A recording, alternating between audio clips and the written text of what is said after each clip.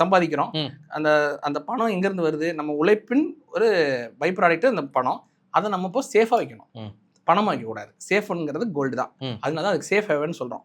அப்போது தங்கமாக வச்சுட்டோம் அப்படின்னா அது வந்து எப்படி சொல்கிறதுனா இன்ஃப்ளேஷனுக்கு டைரக்ட்லி ப்ரொபோஷனல் இருக்கிற ஒன் அண்ட் ஒன்லி அசெட் வந்து கோல்டு.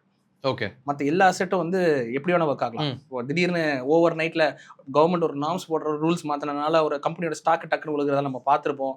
ஏதோ ஒரு ரிப்போர்ட் வரும், ஹிடன்பர்க் ரிப்போர்ட் அப்படின்னு வந்துச்சுன்னா அதுக்கு ஒரு ஸ்டாக் ரியாக்ட் ஆகும். இந்த மாதிரி நிறைய விஷயங்கள் நம்ம பார்த்துருப்போம். பட் தங்கம் ஒன்று மட்டும்தான் ஒரு தனி நாடோ ஒரு தனி நபரோ சம்மந்தப்படாத ஒரு அசெட். நல்லா கவனிச்சு பாருங்க. அது வந்து எந்த கண்ட்ரியும் உரிமை கொண்டாட முடியாது, என்னோட நாட்டோட கரன்சின்னு சொல்ல முடியாது. It's common, decentralised. அந்த டீசென்ட்ரலைசேஷன் தங்கத்தோட ஒரு சூப்பர் பவர். ஸோ அப்போது நீங்கள் வந்து யாரும் ஓவர் நைட்டில் வந்து இனிமேல் இது செல்லாது, இல்லை இதோட நாளையிலேருந்து இதோட விலை வந்து 1000 ரூபாய் ஒரு கிராம் சொல்ல முடியாது. அது மார்க்கெட்டோட டிமாண்ட் சப்ளை தான் டிசைட் பண்ணுது. இன்ஃபேக்ட் எல்லா கவர்மெண்ட்டோட தலைவிதியுமே கோல்டு வச்சு தான் டிசைட் ஆகுது.